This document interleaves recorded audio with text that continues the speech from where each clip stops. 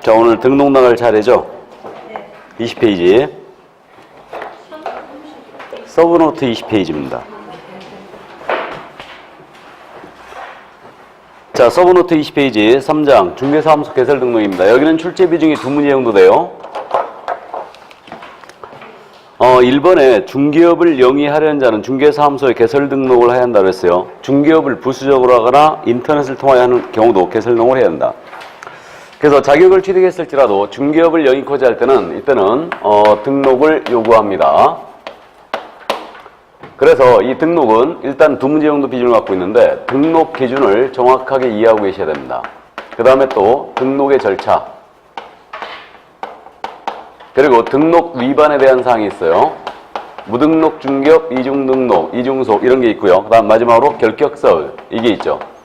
그래서 요 등록 기준과 등록 위반 여기까지 여기서 하나고요. 결격에서 하나입니다. 작년엔 3문제를 출제한 바가 있어요. 자, 먼저 그래서 이제 우리 법 9조 1항이죠. 중개업을 영위하고자 하는 자는 이 법에 따른 개설 등록을 해야 한다고 했고요. 그럼 중개업이 아니라면 등록할 필요가 없을 거예요. 컨설팅이나 분양대행만 합니다. 등록할 필요 없죠. 그러나 중개업, 이 컨설팅이나 분양대행에 부수합니다. 부수하여 중개업을 한다. 그래도 등록을 요구하는 거예요. 그럼 이제 우리 유권 해석인데요. 인터넷상으로만 중개업을 영위코자 합니다. 라고 하더라도 사무소 확보하고 등록을 해야 한다는 거예요. 이거 당연한 일이고요. 그럼 등록으로 오기까지 연여. 이거는 참고사항인데요. 1961년도에 소개영업법이 있었다고 그랬어요. 이때는 신고제로 운영됐죠. 신고제로 운영됐어요. 그랬다가 이제 부동산 투기가 만연하니까 1983년도 12월 말에 부동산 중개업법에 제정이 있었고 이때 당시에는 허가제로 운영이 됐던 거예요. 그랬다가 이거 7차 개정했거든요. 중개법 7차 개정 1999년도 개정하면서 등록제로 전환시켰어요. 그러니까 등록으로 유지가 되고 있는 겁니다. 그래서 이제 등록이라는 의미는 그냥 참고하시고요. 그럼 이 등록의 성격을 이제 참고를 해 두시는데 이것도 요즘 뭐 잘 안 물어봅니다. 우리 등록은 허가라고 그랬죠. 영어 허가입니다. 그래서 이거는 금지를 풀어주는 해제 의미를 띠고 있는 거예요. 그래서 등록을 함으로써 중개업을 할 수 있도록 허용을 해주는 거죠. 그러니까 이제 이거는 허가다. 이 허가가 명령적 행정이 중에 하나요. 다음에 요건에 적합하다면 반드시 등록을 해줘야 하는데 이것을 뭐라고 해요? 기속적 행정이라고 합니다. 그래서 기속성을 띠고 있고요. 그 다음에 또 우리 등록은 적법 요건에 불과합니다. 그러면 갑을 간의 거래를 만약에 등록을 하지 아니한 A가 소개했습니다. 그럼 등록하지 아니한 A가 소개했다 하여 이 계약이 무효가 되는 건 아니죠. 그래서 이 등록은 계약의 효력 요건이 아니란 얘기입니다. 그래서 이제는 등록을 안 했기 때문에 적법 요건을 위반한 거예요. 그러니까 중개업을 하고자 할 때는 등록을 해야 되는데 이걸 안 하고 했으므로 적법 요건 위반한 거죠. 그러니까 이제는 처벌만 받을 뿐이고 계약에는 전혀 영향이 없어요. 그래서 등록은 효력 요건은 아니다. 이 점 믿으시고, 그 다음에 등록은 양도 상속되어 다 안 됩니다. 그렇기 때문에 일신 연속성이 있기 때문에 그러고요. 그 다음에 주된 심사의 기준을 사람 기준하죠. 그러니까 대인성을 띠고 있는 거예요. 그 다음에 등록은 갱신제도 없죠. 그러니까 이것을 등록의 영속성이라고 불러요. 그래서 이 정도. 자, 그래서 등록의 성격 이 정도 이제 감 잡아 두시고, 그럼 등록의 절차가 나와 있는데요. 등록의 절차는 조금 이따 하기로 하고요. 등록 기준을 먼저 봅니다. 이 등록 기준은 지금 매회 출제로 돼 있죠. 특히 법인의 등록 기준을 기억을 잘 해 두셔야 되죠. 자, 그럼 이제 중개사무소 개설 등록 기준입니다. 그럼 이제 지금 현재 등록을 할 수 있는 크게 2명으로 나눠볼 수 있는데, 개인입니다. 개인의 경우를 우리 민법에서는 자연인으로 불렀죠. 그래서 자연인의 등록 기준, 다음 법인의 등록 기준인데, 자연인이거든요. 자연인은 먼저 공인중개사 자격을 취득하셔야 되죠. 이게 가장 먼저요. 자격을 따야 되고요. 그 다음 이제 교육받으셔야 됩니다. 이게 실무교육이죠. 그 다음에 물적 설비, 중개업을 영위할 수 있는 장소 확보해야 돼요. 이게 중개사무소예요. 중개사무소를 확보해 놓는 거라고 그랬어요. 계획이 아니라고 했습니다. 그 다음 이제 등록을 못하는 사유, 결격사 이런 거에 해당이 안 돼 있어야 되죠. 이게 개인의 등록 기준이에요. 뭐 크게 어려운 점이 없네요. 이 자격 취득 관련해서는요, 변호사 자격증이 있는 자입니다. 공사 자격증은 없네요. 등록할 수 있어요, 없어요?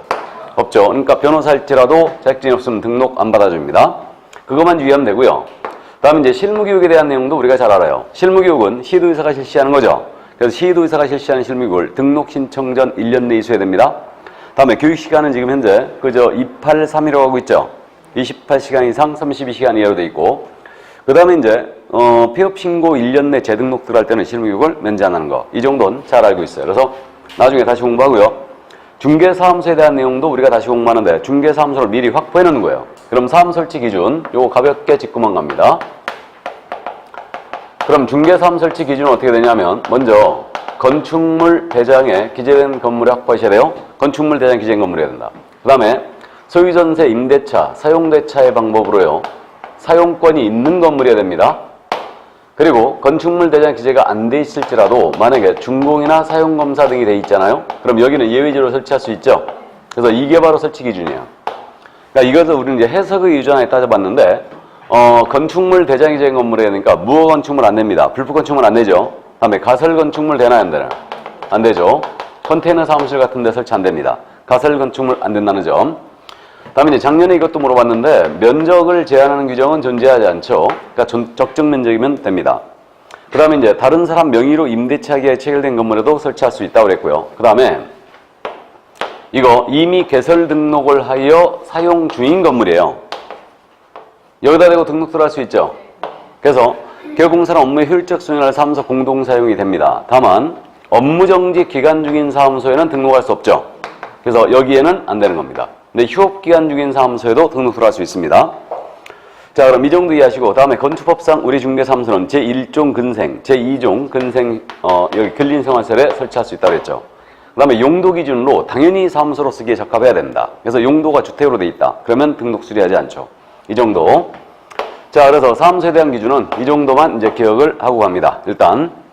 다음에 이제 결격사유에 해당하지 않아야 된다. 이것은 이제 오늘 마지막 시간에 자세히 들여다봅니다. 이 정도. 개인의 등록 기준은 이해두시고, 문제는 법인이에요. 법인.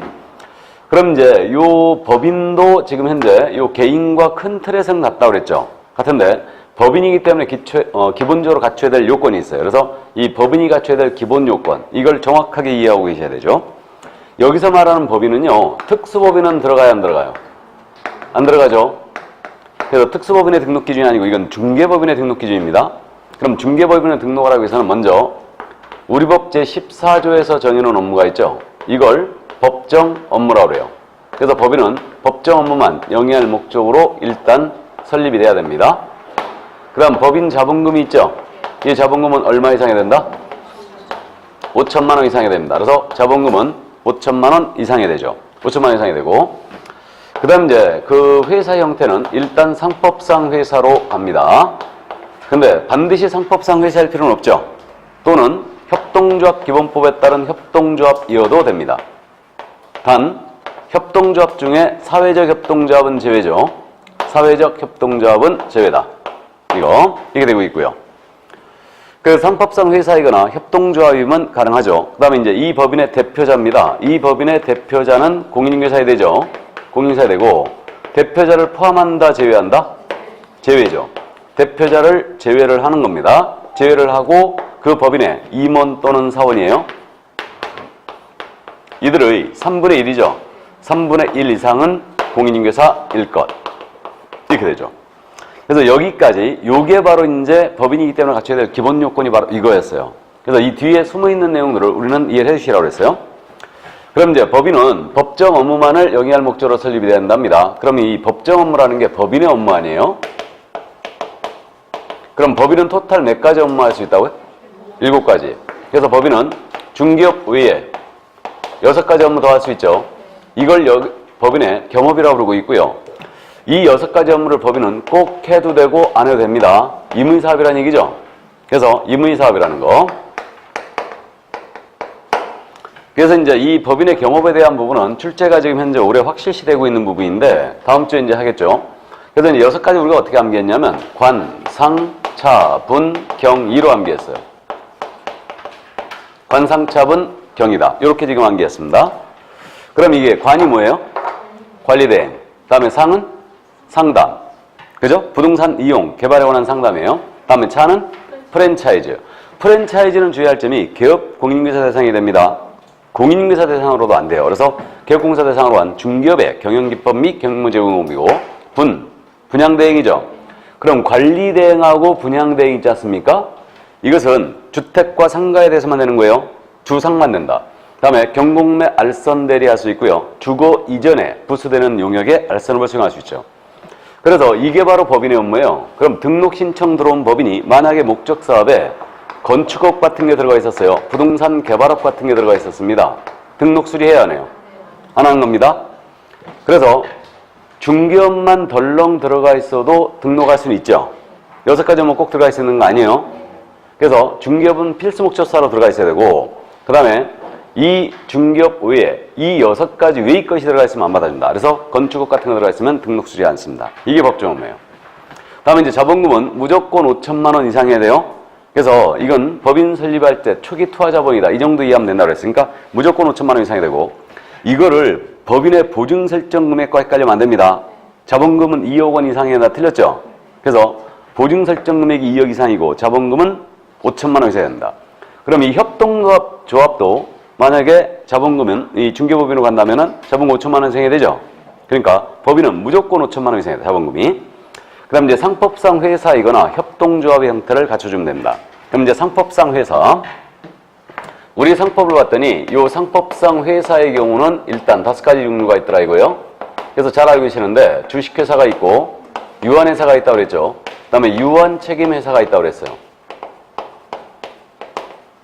그래서 주식회사, 유한회사, 유한책임은 물적회사예요. 이거는 유한책임을 지는 자들로 다 구성된 회사들입니다. 그래서 이렇게 돼 있고, 유한책임회사는 최근에 도입된 것으로서 가족들끼리 조그맣게 회사 운영할 때는 이걸로 가라고 이게 도입이 된 거라고 그랬어요. 그 다음에 또 합자회사가 있죠. 그래서 합자회사는 유한책임사원과 무한책임사 합작된 회사라고 그랬고, 그 다음에 한명회사라고 그랬습니다. 한명회사라는 것은 무한책임사원들로 구성된 회사예요. 그래서 이렇게 5가지 상법상 회사의 종류가 이렇게 있는데, 요 세 회사는 물적회사, 요 세 회사는 인적회사라고 해요. 왜 그러냐면 유한 책임을 지는 자들이 있기 때문에 물적회사라고 그러고, 그 다음에 여기는 무한 책임을 지는 자들이 있기 때문에 인적회사라고 해요. 참고하시고요. 그럼 이제 이렇게 상법상 회사 형태로 가야 돼요. 그럼 중개법인을 상법상 회사로 하는 경우에는 반드시 주식회사이어야 한다라고 하면 틀렸죠. 합자라고 하든 한명으로 하든 아무 관계 없습니다. 이제는 되시고, 협동조합 기본법에 따른 협동조합이어도 됩니다. 그럼 이제 이 협동조합이라는 것은 그 조합원들의 권익 향상을 위한 단체, 사업자 단체로 이해하면 되죠. 이렇게 되는데, 이때 협동조합 설립은 조합원 5명만 확보하면 된대요. 그리고 시도사기 신고함으로써 이제 설립을 하는데, 설립 등기함으로써 이제 최종적으로 성립이 되는 겁니다. 그럼 이 협동조합 중에 말이에요, 사회적 협동조합이 있대요. 그럼 이 사회적 협동조합은 지역 주민들의 권익 향상을 위한 사업자단체라든가 또는 소외계층, 취약계층을 위한 일자리 마련을 위한 협동조합, 이런 것들이 바로 이제 사회적 협동조합인데, 사회적 협동조합은 비영리법인이에요. 그러니까 사회적 협동조합은 이거는 등록할 수 없다. 이걸 주의해야 되죠. 그래서 사회적 협동조합은 등록할 수 없다는 거, 이 정도 일단 주의를 해주시고요. 자, 그래서 요게 바로 이제 상법상 회사이거나 협동조합일 것 이랬어요. 둘 중에 하나입니다. 다음, 대표자는 공인중개사야 돼요. 그럼 대표자가 공사가 아니면 등록을 수리하지 않습니다. 그럼 대표자를 제외한다고 했죠. 우리 이런 거 조심해야 됩니다. 대표자를 빼는 거예요. 빼고 제외를 하고 그 임원 또는 사원인자의 3분의 1 이상은 공인중개사일 것 이랬어요. 자, 그럼 임원이란 자 알고 있는데, 여기 주식회사와 유한회사는 임원이라는 자가 누구냐면 이사, 감사가 있다고 그랬죠. 이들이 임원이고, 그 다음에 유한책임회사는 임원인 자가 누구냐? 업무 집행자. 업무 집행자가 임원이에요. 이렇게 되고요. 여기 합자 한명회사는요, 무한책임사원들이 있다고 그랬는데, 무한책임사원을 말하는 겁니다. 이들이 여기 주식회사의 이사들과 동격인 자예요. 그러니까 무한책임사원은 모두 법인 등기의 이사들처럼 등기된다고 했습니다. 이들을 얘기하고, 그 다음에 이제 여기 협동조합 있는데, 협동조합으로 갈 경우는 협동조합이 임원이 누구냐면 이사 있어야 되고요, 감사 있어야 됩니다. 그래서 이사, 감사가 임원이에요. 그러니까 우리 법상 지금 임원이란 자는 중개법인을 주식회사로 갔다. 그럼 이때는 이사, 감사를 얘기하는 거죠. 그 다음에 또 유한책임회사로 중개법인을 갔을 때는 업무집행자가 임원이에요. 그 다음에 지금 여기 협동조합으로 갔을 때 마찬가지로 이사, 감사가 임원입니다. 그럼 지금 우리 법에도 사원이란 표현이 등장했잖아요. 이 사원이란 표현은 지금 합자 한명회사의 무한책임사원들을 얘기하는 거죠. 종업원을 얘기하는 게 절대 아니다. 그래서 무한책임사원들을 얘기한다. 자, 여기까지 이제 알고 있고요. 이들의 3분의 1 이상은 공인중개사에 된다고 했습니다. 그럼 이제 우리는 숫자에 민감하니까 3분의 1 반드시 기억해 두시는데 대표자 빼고요. 임원이 3명이 있다. 최소한 몇 명이 공사해야 돼요? 1명 공사해야 되죠. 나머지 2명은 3분의 2가 공인중개사가 아니어도 됩니다. 그 다음에 또 만약에 6명이 했다면 2명 공사해야 되죠. 7명이 했다면 3명은 공사해야 된다. 그래서 그 정도 감 잡아두시고요. 그럼 여기서 최소 임원수 잠깐 언급하고 합니다. 문제 나가 있는데 이 최소 임원수는 15회 추가 시험 때 딱 한 번 물어봤어요. 그래서 이렇게 법인을 설립할 때 최소로 임원을 몇 명 확보해야 되느냐 바로 이 문제예요. 그래서 우리가 개혁을 어떻게 했냐면 지금 여기 주식회사부터 합자회사 있죠. 여기까지는 최소한 1명만 확보하면 된다고 그랬어요. 그러니까 주식회사 2, 3명으로 설립 가능해요. 유한회사도 마찬가지고요. 여기 유한책임회사는 업무집행자 1명이어도 됩니다.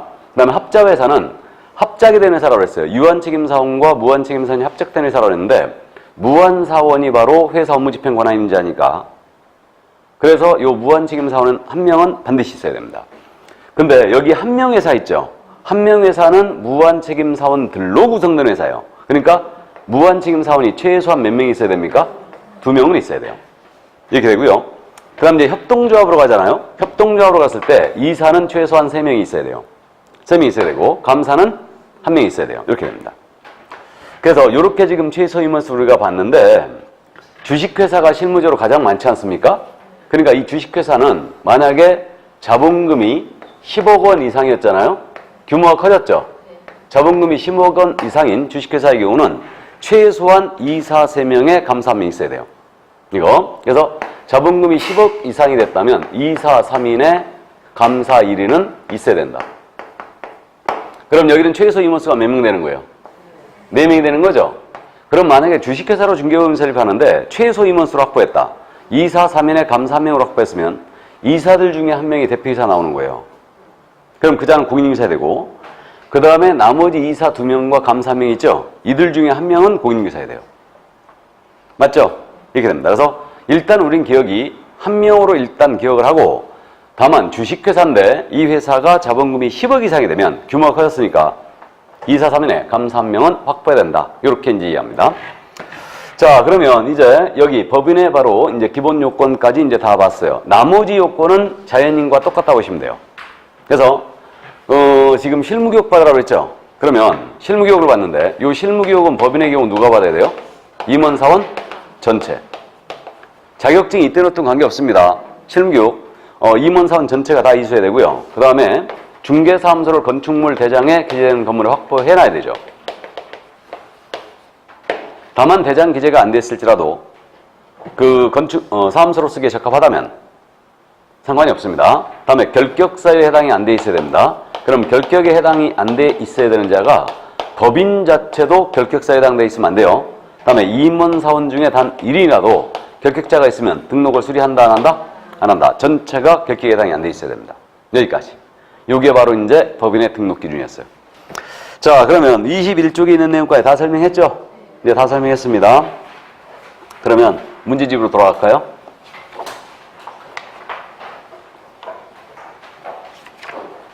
자, 문제집 30쪽. 중개사무소의 개설 등록입니다. 1번 가죠. 현행 공사업상 중개사무소의 개설 등록 관련한 다음 설명 중 틀린 것은 그랬습니다. 1번. 공인중개사일지라도 중개업을 영위하고자 하는 자는 중개사무소의 개설 등록을 해야 한다. 맞죠? 구조 1항 조문. 2번. 경매대상 부동산에 대한 권리분석, 취득의 알선 및 매수신청 대리를 하고자 하는 자는 누구나 중개사무소의 개설 등록을 해야 한다. 우리는 중개업을 할 때 등록을 하는 거죠. 그래서 중개업 등록을 했을 때 비로소 경공매 알선 대리를 부수할 수 있죠. 근데 이거 경매부동산 권리분석 취득의 알선 대리하기 위해서 이거 등록해야 되는 거 아니죠? 이건 법원에 등록을 해야 되죠? 우리는 법원에 등록을 해야 되고요. 근데 누구나 개설 등록을 해야 한다는 거 틀린 거예요. 변호사 지원문의가 그냥 할 수 있고 법무사도 그냥 할 수 있죠? 네, 그래서 어쨌든 지문이 조금 껄쩍지근한데 이 문제를 그대로 죽이려다가 이제 살려놨는데 지문이 조금 매끄럽지 않습니다. 그러니까 여러분들이 요즘 요상한 지문들이 나온다고 그랬죠? 그러니까 요상한 지문, 나오기 때문에 한 번쯤 생각을 해보라고 그대로 살렸습니다. 그냥. 2번 그럼 틀린 거죠. 다음 3번 지문이에요. 인터넷상으로만 중개업을 영위할 경우에도 중개사무소를 갖추고 중개사무소의 개설 등록을 해야 한다. 유권해석 입장인데 타당합니다. 다음 4번입니다. 부동산 분양 대행업이나 부동산 컨설팅업만을 목적으로 영위할 목적으로 하는 상법상 회사의 경우 중개사무소의 개설 등록이 필요 없다. 맞아? 맞아요? 그죠?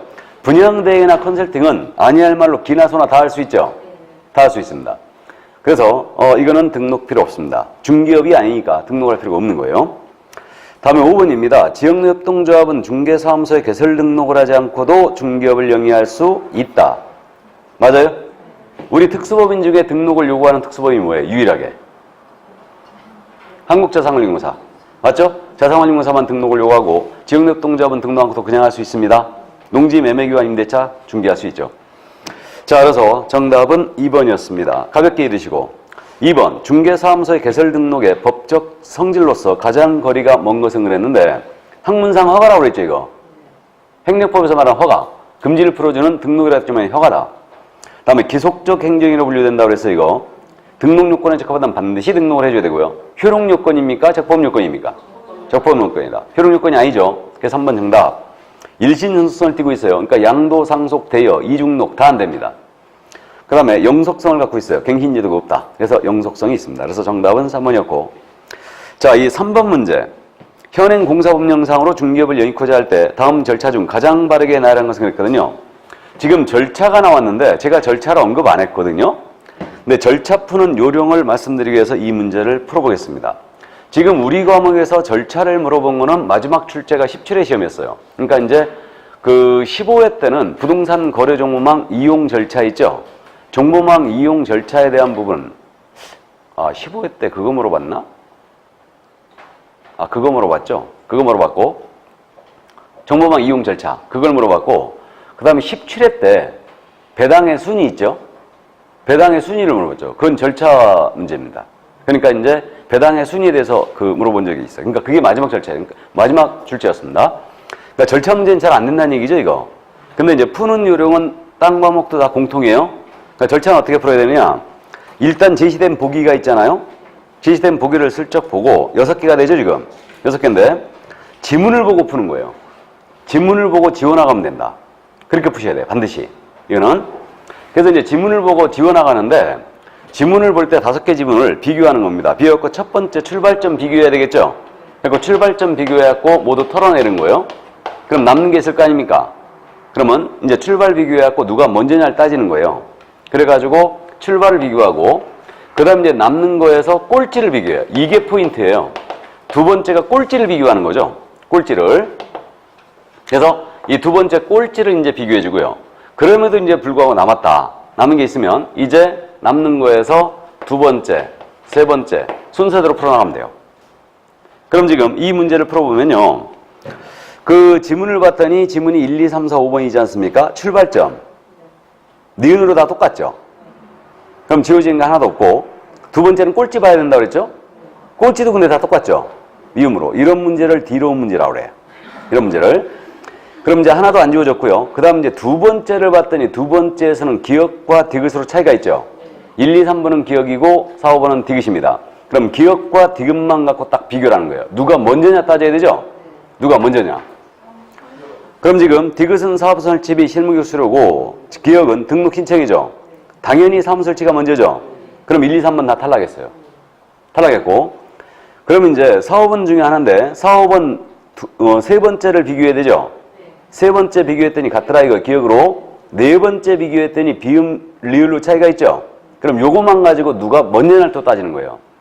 그러면 리을은 보증 설정이고 비읍은 등록증 수령입니다. 누가 먼저예요? 당연히 보증 설정이 먼저죠. 우린 보증 설정 사항을 아니라 등록증 수령하게 돼 있잖아요. 그러니까 당연히 리을이 먼저예요. 그러면 정답 5번이죠. 절차 문제는 다 이렇게 풉니다. 기억해 두세요. 푸는 요령을. 그러니까 첫 번째 비교, 꼴찌 비교, 그 다음에 이제 두 번째, 세 번째, 네 번째로 털어나간다. 그러면 절차는 다 풀리게 돼 있어요. 왜 이렇게 풀어야 되냐면요. 여러분들이 절차를 기억하고 있는 거에서 출제자가 중간에 하나를 순서를 빼놓고 문제를 낼 수 있어요. 그럼 여러분들이 엄청 당황하거든요. 빼먹어버리면. 그렇기 때문에 꼭 비교하면서 지워나가야 됩니다. 그래야지만 답이 정확하게 떨어져요. 이거는. 자, 그러면 이제 4번 문제로 내려갈까요? 다음은 중개사무소 개설 등록 기준에 대한 설명이다. 옳은 것은 그랬어요. 다른 법률에 의하여 중개업을 할 수 있는 법인은 제외한다. 다른 법률에 의해 중개업을 할 수 있는 법인이 특수법인이죠. 당연히 이런 조건 제시가 안 돼 있더라도 등록 기준 그냥 무시하고 특수법 무시하고 풀어내면 됩니다. 자, 1번이에요. 자연인의 경우 반드시 공인인사 자격을 취득해야 한다. 맞습니까? 예, 자연인은 반드시 자격을 취득하셔야 되죠. 그럼 1번 정답입니다. 2번입니다. 법인은 대표자를 포함한 사원 또는 임원의 2분의 1 이상이 공인인계사여야 한다. 일단 대표자 포함 X 나가야 되죠. 제외하고 그 임원 또는 사원인자 2분의 1이 아니고 3분의 1이죠. 3분의 1 이상은 공사해야 됩니다. 그래 2번 질문 틀렸고 3번 법인의 경우 자본금은 5천만 원 이상의 상법상 회사이어야 한다. 이거 틀렸죠? 법인은 반드시 상법상 회사일 필요가 없죠. 협동조합이어도 되잖아요. 맞죠? 그러니까 협동조합이어도 된다. 자, 그래서 역시 3번 질문 틀렸습니다. 또 상법상 회사인 경우는 반드시 주식회사여야 한다. 이것도 틀렸어요. 합자로 가든 한 명으로 가든 상관없다는 얘기죠. 자, 다음 4번입니다. 협동조합 기본법에 따른 모든 협동조합은 중개사무소 개설 등록을 할 수 있다. 누굴 염두에 둔 거예요 지금? 사회적 협동조합. 사회적 협동조합은 등록할 수 없죠.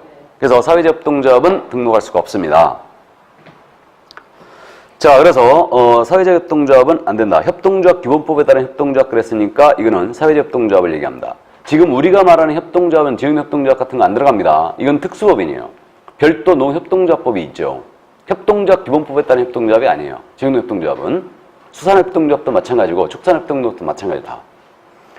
다음은 이제 5번입니다. 법인은 중기업만을 영위할 목적으로 설립돼야 한다. 틀렸죠? 중기업 외에 6가지 업무 더 할 수 있죠? 그러니까 중기업만을 영위할 목적으로 설립돼야 한다는 틀렸어요. 자, 그래서 정답은 1번이었습니다. 그럼 5번 문제 내려가죠. 다음 중 법인의 중개사무소 개설록 기준으로 옳은 것은 다른 법률에 의하여 중개업을 할 수 있는 경우를 제외한다. 이번엔 법인의 등록 기준만 갖고 묻는 거예요 지금. 1번입니다. 분사무소를 확보해야 한다. OX. X. 분사함 설치해야 되고 안 해야 되고 이건 등록 기준도 아니죠. 2번 질문. 자본금이 2억 원 이상해야 한다. 이거 착각하면 안 돼요. 자본금은 5천 이상이면 되죠. 보증 설정 금액과 이건 착각하시면 안 된다.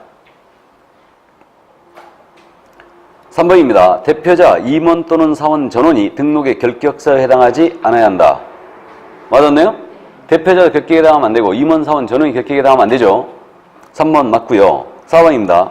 임원 또는 사원의 3분의 1 이상은 등록 신청 전 1년 내 실시하는 실무교육을 받았어야 한다. 착각하면 안 되죠. 전원이 다 실무교육 받아야죠. 실무교육은 전원이 받는 거예요. 근데 공인중개사인자는 대표자 제외하고 임원, 사원 3분의 1이면 되죠. 그래서 실무교육은 전체가 다 받아야 된다. 자격증이 있든 없든 관계없이. 5번 사업 목적에 경공매 대상 부동산의 알선 및 내신청 대리업이 포함되어야 한다. 사업 목적에 반드시 이게 포함되어 있을 필요는 없죠. 할 수도 있고 안 할 수도 있으니까. 그래서 정답은 3번이었네요. 자, 그럼 이제 기본 문제 두 문제를 풀어봤어요. 등록 기준 기본 문제. 다음에 이제 6번 문제로 가볼까요? 공인인사법령상 법인이 중개사무소를 개설 등록하려는 경우 이에 관한 설명으로 옳은 것을 모두 고른 것은 기억입니다. 변호사가 부동산 중개업무를 하기 위해서는 공인인사 법령에서 정한 기준에 따라 개설 등록을 해야 한다. 맞죠? 변호사가 중개업하고자 할 때는 등록을 필요로 하죠. 맞습니다. 지금 트러스트 변호사인가? 트러스트 부동산. 그거 지금 이달 중에 아마 2심 판결이 나올 것 같다고 그러던데, 항소심이. 유죄가 나가야지 변호사를 중개업을 못하게 될 텐데, 일단. 근데 이제 그 변호사는 지금 현재 자기는 중개업한 게 아니라고 계속 우기고 있는데, 어쨌든 귀추가 주목됩니다. 아마도 무죄가 나가지 않을까, 그런 생각이 가볍게 들고 있는데, 일단. 차라리 그러면 그냥 냅둬버리고 하든 말든 변호사가 사실 자존심 상해서 부동산 안 하거든요. 안 합니다. 그죠? 그거 내가 댓글을 읽어봤어요. 그 트러스트에 대한 부동산 기사 나간 거 댓글을 읽어봤더니 99%가 공인중개사 욕이에요. 99%가. 우리 국민들의 감정이에요. 감정입니다. 어느 정도 신뢰성이 없는지 아시겠죠? 이게. 맨 사기당했다 얘기하다가 보수 너무 한 일도 없이 너무 비싸더라. 그런 얘기예요. 보수. 그죠? 국민들의 감정이 그래요. 그러니까 이제 어쨌든 그러면 그렇게 하지 말고 그러면 차라리 컨설팅이라든가 분양대행 같은 거 있죠? 이런 업무를 공인중개사 업무로 끌어와야지. 그냥 무턱대고 아무나 할 수 있게 해주는 게 아니고 공인중개사가 아닌 자, 등록을 하지 않는 분양대행 컨설팅 아예 못하는 거 그냥. 그렇게 해버려야 돼. 그게 차라리 우리한테 실익이에요. 우리 실익입니다. 변호사가 얼마나 부동산을 많이 하겠어. 안 합니다. 자존심 때문에. 내가 변호사에 취득한 변호사다. 절대 안 해. 굶어 죽더라도 안 하지. 이거. 그러니까 어쨌든 요즘 변호사들이 이제 발에 치이기 때문에 변호사가 법무사보다 훨씬 많다고 그랬죠? 변호사가 훨씬 많아요. 법무사보다. 훨씬 많습니다. 그러니까 이제 법무사들이 가장 생존권을 위협을 많이 받고 있죠. 법무사들이 가장 많이 받고 있고 이제 사무실 임대료를 못 내니까 부동산에 뛰어들고 있는 거지. 근데 국민의 신뢰성에서는 일단 변호사들, 그죠? 훨씬 더 신뢰성이 있지, 변호사들은. 그죠? 근데 공인중개사 하면 사기꾼이야, 사기꾼. 내가 그런 얘기 들었잖아요. 사기꾼 양성훈 선생이라고 내가. 이게. 근데 그런 얘기 들었다니까 실제로 수험생이 그 얘기 하더라니까 사기꾼 양성훈 선생이라고 나한테. 그랬다니까 진짜로. 그래갖고 뭐하러 자기는 사기꾼한테 배우러 왔는가. 내 속으로 그 생각했죠. 미친놈아 그랬지. 그래서 어쨌든 그랬는데 그러니까 그 정도로 신뢰성이 없다는 얘기죠. 그러니까 차라리 지금 그래서 이제 국회에 법안이 올라가 있어요. 변호사가 못하는 걸로 아예 이 부동산 관련 업무에 종사를 못하는 걸로 지금 이 공인중개사법 개정안이 올라갔는데 그거 통과 못해요. 왜 통과 못하느냐? 법안이 본회의로 넘어가기 전에는 법제사법위원회라는 게 있다고 그랬죠? 국회. 상임위원회 중에 하나인 법제사법위원회를 통과해야 되는데 법제사법위원회 변호사들이 국회의원들이죠 다. 거기 앉아있는 국회의원들이 전부 다 변호사예요. 절대 안 됩니다. 우리 경매 하나 갖고 오는데도 얼마나 홍역을 치렀는데. 경매 우리한테 허용하는 거 있잖아 이거. 경매 대리요. 이거 홍역을 얼마나 치렀는지 내가 이 얘기 안 했던가? 했죠? 경매하면서 했었어요 내가. 이게 경매 우리한테 허용하면서 법제사법위원회만 올라가면 이 개정안이 그냥 오리무중 돼버렸다니까 다. 자기네 밖으로 뺏기는 거니까. 그러니까 오리무중 돼버려갖고 본회의로 넘어가질 못했어요 이게 법안이. 이게 두 번이나 폐기됐어요 그냥. 상임위를 통과를 못한 겁니다. 그랬다가 부동산 거래 신고제 있죠? 이거하고 엮였죠. 그러니까 이제 노무현 대통령이 부동산 거래 신고제를 해야 되겠는데 이놈 경매 때문에 법제사법위원회에서 이거 잡고서 안 놔주는 거예요 법안을. 그래가지고 결국은 난리를 쳐가지고 결국 본회의로 그냥 이게 부동산 거래 신고제 때문에 그래갖고 법원에 등록을 하고 대신 경매를 하고 다음에 부동산 거래 신고제를 시행해야 되니까 그래갖고 이제 이걸 통과하게 돼요. 부동산 거래 신고제 때문에. 부동산 거래 신고제가 우리 공사법에 있었다고 그랬죠 원래 그래갖고 중개업법이었는데 부동산 거래 신고제를 우리 법에다 끼워넣게 한 거예요 중개법에다가. 그래가지고 법 이름이 공인중개사의 업무 및 부동산 거래 신고란 법률로 바뀌었다가 이게 재작년인가 그때 공인중개사법하고 부동산 거래 신고법으로 쪼개진 거 아니에요. 두 개로 나누는 거 아닙니까? 그래가지고 우리가 경매를 하게 된 거예요. 근데 지금 변호사한테 중개업 못하게 부동산 관련 못하게 법안이 지금 개정안이 올라가 있는데 그거 통과되겠어요? 절대 안 된다니까. 그러니까 차라리 우리 실익을 찾자 이거지. 차라리 부동산 분양대회나 컨설팅을 우리 쪽으로 업무로 끌어오는 게 맞아요. 그게 맞다니까. 그러니까 이제 부동산 개발업은 별도로 이제 또 부동산 개발업 아시죠? 이 개발업에 대한 피해가 굉장히 속출했죠. 그러니까 이른바 이제 기획부동산들 해가지고 이제 부동산 개발한답시고 포크랜드 갖고 막 들이파놓고 쪼개갖고 팔아버리잖아요. 그러니까 개발업 등록을 하게 만들어버린 거지. 법을 만들어버렸어요. 부동산 개발에 관한 법률이 있죠. 이게. 그래서 그때는 등록해야 돼요. 그 법에 따라서. 그래갖고 공인중개사 확보해야 되고 일정 자격 요건을 다 갖춰야 됩니다. 그러니까 그렇게 해놓은 거지. 그렇듯이 분양대회나 컨설팅도 우리 쪽으로 들어와갖고 일정 인원 확보해라. 이런 식으로 하면 되지. 그게 차라리 내가 보기에는 이익이에요. 이게. 아니면 전 국민을 공인중개사 하든가. 맞죠? 그래가지고 아예 자격증이 없는 자는 중개업 종사하지 못하게 아예. 그렇게 하는 방안도 있죠. 맞잖아요. 그죠? 그리고 자격증 빌려서 하는 업소들 있죠. 우리가 전국적으로 약 30% 정도 된다고 추산하고 있는데 이건 심각합니다, 지금. 그러니까 모두 파악을 하고 있는데 자격증 거신 분이 출근하면 이거 돼요? 아니라고 했죠. 그죠? 근데 다른 자격증들은요. 사무장이 실질 주도적으로 운영하잖아요. 전부 다 처벌하죠, 이거. 우리는 아니라니까 또. 그게 희한해요. 그러니까 법의 잣대가 틀린 거지, 지금. 그러니까 이제 그런 것들이 문제예요. 그런 것들이 이게. 그러니까 이제 전문화 시켜줘야 되는데 사실 죄송한 얘기지만은 자격증 없는 요즘 자격증 따시고 일하시는 분들은 진짜 일 FM대로 많이 잘한다고 그랬죠. 요즘 젊은 친구들 일하는 거면 정말 잘한다니까. FM대로 해버려 일을 전문인답게 그렇게 하는데 그냥 뭐 내가 부동산 경력 10년이다 해가지고 그렇게 하신 분들 어쨌든 그렇습니다. 자, 그래서 어쨌든 변호사 등록을 해야 되죠. 등록을 해야지만 중개를 할 수 있습니다. 변호사일지라도. 니은 농협동조합에 따라 부동산 중개사업할 수 있는 지역농협동조합도 공인인증사 법령에서 정한 개설 등록 기준을 갖추어야 한다. OX, X죠. 농협동조합은 등록할 필요도 없고 등록을 하더라도 등록 기준을 적용받는다 안 받는다? 안 받습니다. 다음 디귿. 합자회사의 경우 대표자를 제외한 무한책임사원이 7명이라면 그중 2명이 공인인증사이면 된다. X죠. 그러니까 이제 합자회사는 유한, 무한이 있는데 무한책임사원만이 대상이고 무한책임사원이 7명이라면 그중 3명은 공인사야 되죠. 기출지문이었고요. 리을. 자본금이 5천만 원인 유한책임회사는 중개사무소에 등록을 할 수 있다. 유한책임회사는 상법상 회사 중에 하나고 자본금 5천만 원 이상이라면 등록할 수 있죠? 네, 그래서 옳은 지문은 기억과 리을이었습니다. 근데 니은 디귿이 또 3번에 있죠? 그러니까 이런 것들을 틀린 것 찾아라 해놨는데 이때는 기억, 리을 거꾸로 쓰는 거 조심하라고 그랬으니까 이 박스형 문제에서는 반드시 OX, OX를 꼭 치고 가야 됩니다. 그래야 거꾸로 쓰는 걸 막을 수 있어요. 자, 그럼 이제 7번 문제는 27회 작년 기출이었는데 이건 여러분들이 풀어보시기 바랍니다. 그래서 우리가 기본서에서 풀어봤던 문제죠. 자, 이제 8번 문제로 나가죠. 다음은 등록과 관련한 중개사무소의 기준에 대한 설명이다. 옳은 것은 중개사무소 기준 한번 연습하는 겁니다. 1번. 중개사무소 확보 계획을 수립하여 개설 등록을 신청해야 한다. OX. X. 계획으로 들어가는 거 아닙니다. 확보해놔야 되죠, 미리. 확보해놔야 됩니다.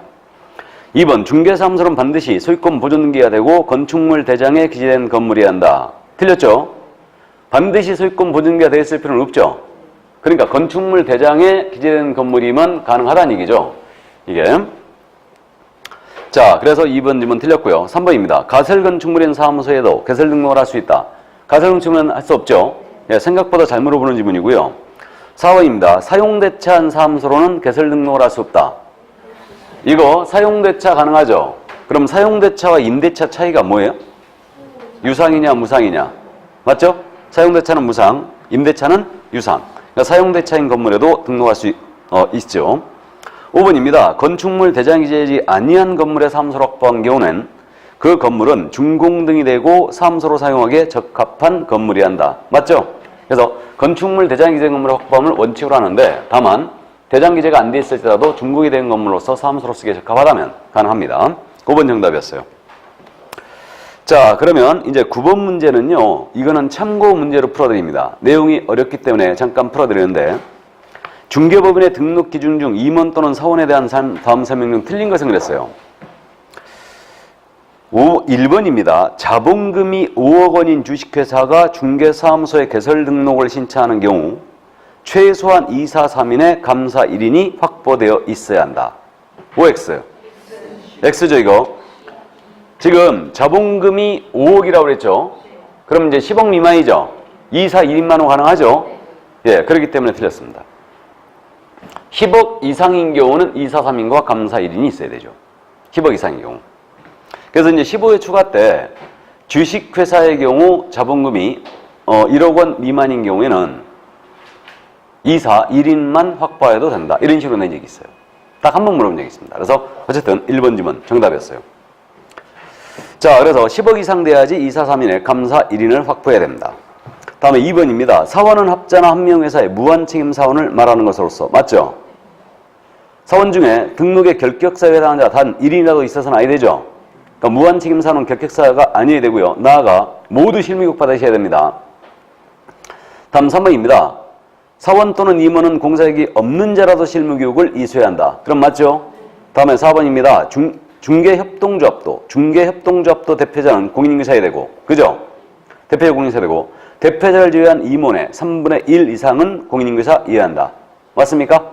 예를 들어서 협동조합도 모두 이 요건 충족해야 됩니다. 자본 5천만 원 이상이 되고, 법정업무만 영위할 목적으로 설립이 돼야 되고, 나아가 대표자 공인인증서야 되고, 임원 사원 3분의 1 이상은 공인인증서야 됩니다. 5번입니다. 유한책임회사는 업무집행자가 임원이고, 그죠? 그래서 유한책임회사는 업무집행자가 임원이 맞아요. 임원이고요. 그 다음에 협동조합의 임원은 이사 또는 감사를 말한다. 맞죠? 그래서 협동조합은 이사 3인의 감사 1인은 확보해야 됩니다. 그게 정답 1번이었어요. 자, 그럼 이제 10번 문제로 들어갑니다. 그래서 이제 등록 기준 관련 문제가 이런 문제 유형이 있다는 걸 또 말씀드리고 있는 건데, 다음 중 공사업상 중개사무소 등록이 가능한 회사나 하고 물어봤어요. 가능한 회사는. 1번입니다. 목적사업의 부동산 중개업 외에 부동산 개발업이 포함된 주식회사예요. 부동산 개발업. X 쳐야 되죠? 그럼 부동산 개발업은 이거는 목적사업에 안 들어가죠? 그래서 이 법인은 등록할 수 없습니다. 2번. 대표자를 제외한 임원의 3분의 1은 공인인증사이나 대표자가 공인인증사가 아닌 유한회사입니다. 대표자가 공사가 아니면 등록 수리하지 않죠? 그래서 대표자가 아닌 데는 공인사가 아니면 등록 불가고. 3번입니다. 부동산 중개업과 경공매 대상 부동산에 대한 알선 및 매수신청 대리업만을 영위할 목적으로 설립된 협동조합입니다. 등록할 수 있나요? 협동조합 등록할 수 있죠? 다음에 중개업과 경공매 대상 부동산에 대한 알선 대리업을 영위할 목적이다. 그럼 가능합니다. 그래서 3번 등록 가능하고. 4번 사원 중에 공인인증사 자격을 취소한 후 3년이 경과되지 아니한 자가 있는 한명회사. 그럼 이 사원은 지금 한명회사니까 무한책임 사원을 얘기하는 거죠. 그러면 자격 취소당한 후 3년 경과되지 아니한 자는 결격자입니다. 결격자가 무한책임 사원으로 있다는 얘기죠. 그럼 이 한명회사는 결격이에요. 등록 안 받아줍니다. 5번 업무집행자로서 실무교육을 수료하지 아니한 자가 있는 유한책임회사입니다. 업무집행자는 유한책임회사 임원이 맞죠. 그러니까 실무교육 다 받아야 되죠. 그러므로 등록 수리하지 않죠. 그래서 3번 정답이었어요. 이거. 자, 그래서 여기까지 등록 기준에 관한 문제를 다 살펴봤는데요. 이 등록 기준 문제는 두 가지 유형이 있네요, 지금. 하나는 정통으로 묻는 문제가 있죠. 정통으로 묻는 문제라는 것은 다음 중 법인의 등록 기준이다. 옳은 것, 틀린 것 골라라. 그래서 중개업만을 영위할 목적으로 설립이 되어야 한다. OX. X죠? 맞죠? 근데 지금 10번 문제 유형처럼 다음 중 등록이 가능한 회사는 어떤 회사냐? 등록 가능하냐 안 하냐를 물어요. 그러면 이때 A법인은 중개업만을 영위할 목적으로 설립이 되어 있다. 등록할 수 있어요? 없어요? 있어요. 있죠? 이거. 그러니까 문제 유형이 두 가지라는 거죠. 그래서 일단 정통 문제, 이게 이제 주로 출시되는 거고, 가능하냐 안 하냐 이렇게 냈을 때는 정확하게 이해를 하고 계셔야 됩니다. 그럼 등록 기준 정통 문제를 물어봤어요. 이때 보증을 2억 이상 설정해야 한다. OX. 네? OX. X죠? 왜 X예요?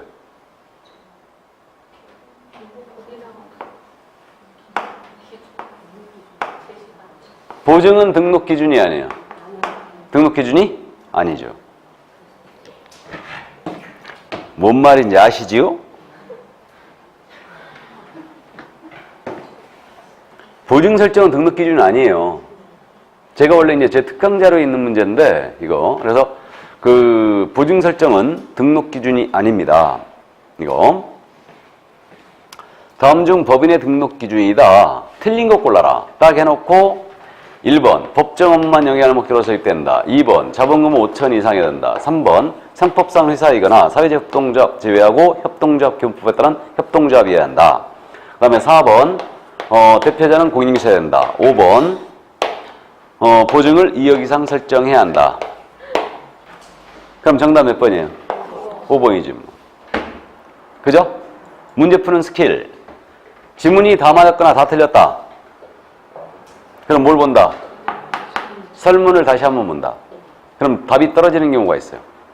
그게 등록 기준을 물었기 때문에 부등 설정은 등록 기준이 아닙니다.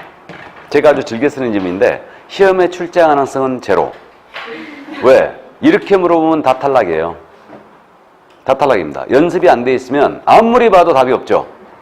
이게. 자, 그러면 이제 다시 서브로 돌아갈까요? 서브로 돌아가서 이제 22쪽. 자, 이제 등록 신청으로 들어왔습니다. 등록 신청. 공인중개사 소속공사 제외하고요. 공인중개사 또는 법인이 아닌 자는 중개사무소에 개설 등록을 신청할 수 없다 그랬죠. 이게 구조 2항 조문이에요. 이게. 그럼 이제 등록 신청으로 들어왔는데 등록 신청 관련해서는 일단은 공인중개사 소공사를 제외한다. 제외하고 또는 법인이 아닌 자는 중개사무소에 개설 등록을 신청할 수 없다 이랬어요. 그래서 공인중개사 또는 법인에 하나여 등록할 수 있다는 결론이 나오는 거고, 그 다음에 이제 우리 소속 공인중개사 제외한다고 했죠. 이 말은 우리 소공사는 등록을 신청할 수 있다 없다? 없다. 소공사는 등록 신청할 수 없죠. 왜요? 이중소속 금지이기 때문에. 그죠? 그만두면 신청할 수 있잖아. 그러면 안 돼요 이거. 그래서 소공사는 등록을 신청할 수 없습니다. 이거 기본적으로 이해해 주셔야 되고, 이때 관할은 잘 알아요. 중개사무소 소재지죠. 그래서 중개사무소를 두르는 지역을 관할하는 시군구청장이죠. 그래서 이거를 중개사무소 소재지 관할 시장, 군수, 구청장이라고 부르고 이 자를 당연히 등록관청이라고 부릅니다. 주소지와는 전혀 관련이 없다. 그래서 사무소 소재지다. 이 점 주의하시고, 그러면 예를 들어서 용인시 수지구에다가 중개사무소를 뒀어요. 용인시 수지구에다가. 그러면 일단 등록관청 어디예요? 수지구청장이죠. 그러니까 특별시나 광역시가 아닌데 구를 둔 지역들이 있죠. 이런 일반시들, 이걸 이제 공법시에는 뭐 대도시라 불렀고요. 그래서 뭐 용인시, 성남시, 안양시 이런 데들, 수원시 이런 데들은 이제 구가 있는데 거기서는 구청장이 무조건 등록관청이에요. 그러면 시군구청장 할 때 이 시장은 구가 설치되지 아니한 시의 시장을 말하는 거죠. 맞죠? 구가 설치된 시의 시장은 절대 등록관청이 될 수 없습니다. 자, 그 다음에 이제 등록신청 서류와 관련해서는 주의할 점만 딱 짚고 가는데, 일단 등록신청을 할 때 이거 먼저 공인중개사 자격증 사본은 제출한다 안 한다? 안 한다. 등록관청이 자격발급 시도사에게 직접 확인 요청하죠. 그러니까 자격증 사본은 제출하지 않는다는 거 주의해 주시고, 다음 실무기록 수료증 사본은 내는 게 맞죠? 이게 원칙이에요. 실무기록 수료증 사본을 제출합니다. 제출하는데 이게 원칙으로 보이는데, 다만 실무기록을 위탁받은 기관이 전자적 처리 방법으로 이걸 확인 가능하도록 조치를 했어요. 이게 그럼 전자 확인이 가능한 경우는 제출을 생략하죠 이거. 그때는 그래서 전자 확인 가능한 경우는 이게는 제출을 안 합니다. 그 점 이해해 주시고, 이번에 신선한 내용이 이거죠. 이거고, 그 다음에 또 주의할 점은 건축물 대장이라든가 또는 법인 등기사항 증명서입니다. 법인 등기사항 증명서 이런 것들 제출해요 안 해요? 제출하지 않죠. 전자적 법에 직접 확인 들어갑니다. 그러니까 이런 거는 직접 다 안 낸다는 거. 우리 과목에서 법인 등기사항 증명서 내는 거 없습니다. 그래서 이제 그 점 또 기억을 해 두시고요. 이게 그래서 이제 서류와 관련해서는 이 정도 주의하는데, 뭐 전에는 이거 잘 물어봤다고 그랬죠. 보증관계증서 사본을 내느냐? 보증관계증서 사본 낸다 안 낸다? 이거 안 낸다고 그랬죠. 보증은 등록 기준이 아니에요. 그러니까 이거 안 내는 겁니다. 내고 싶어도 못 낸다고 그랬어요 이거. 그래서 이제 이 정도고, 여권용 사진 제출해줘야 되고요. 그 다음에 결격사유에 해당하지 아니함을 증명한 서류입니다. 결격사유에 해당하지 아니함을 증명한 서류는 내국인의 경우는 내요 안 내요? 안 내죠. 외국인만 내는 거죠 이거. 그럼 외국인은 어떤 서류를 내줘야 되느냐? 그 나라 정부가 발행하는 확인서 이걸 내거나, 아니면 공증받은 진술서로서 그 나라에 있는 대한민국 영사가 확인한 서류를 내거나, 또 하나는 아포스티 확인서라는 게 있다고 했죠. 그래서 이것을 제출해야 된다. 그래서 그 정도 감 잡아 두시고, 그 다음에 등록 신청을 할 때 인장 등록을 함께 할 수도 있죠. 그래서 인장록 같이 할 수 있어요. 그럼 인장록을 등록 신청할 때 같이 안 했다면 업무 개정까지 하는 겁니다. 이게 돼 있고요. 이거 등록 신청할 때 수수료 내죠. 이건 지방자치단체 조례가 정하는 바에 따른 수수료다. 그럼 여기서 용인시 수지구에 사무소 뒀어요. 그럼 등록관청은 이자가 맞다고 그랬죠. 이자가 등록관청이고, 이때 수수료조례, 등록신청 수수료조례는 어디 조례다? 예? 용인시 조례다. 맞죠? 용인시 조례가 돼요. 여기가 지방자치단체죠? 수지구는 지방자치단체인 구가 아닙니다. 이게 비자치구죠. 비자치구예요. 그래서. 자, 그 다음에 이제 그 옆에 페이지 23쪽으로 종별 변경이 나오고 있죠? 그래서 종별 변경이 나오고 있는데, 이거는 만약에 공인인상 계획으로 등록을 했는데 법인인 계획으로 바꾸는 거예요. 법인인 계획으로 등록을 했는데 공인인상 계획으로 바꿉니다. 이게 종별 변경이죠. 다만 중개인이 만약에 자격을 취득했어요. 자격을 취득해서 동일 등록관청 내에서 공인인상 계획으로 바꿉니다. 이때는 등록증 재규 신청하면 되죠. 그럼 나머지는 전부 다 등록 신청을 다시 해야 돼요. 종별 변경할 때는. 그 정도 참고하시고, 업무정지 휴업기간 중에 폐업후 등록 여부는 이거는 문제 풀면서 갑니다. 요즘 잘 안 묻고 있으니까. 자, 그 다음에 이제 검토 및 등록 통지가 나오고 있죠? 예. 조금 쉬었다 할까요? 예.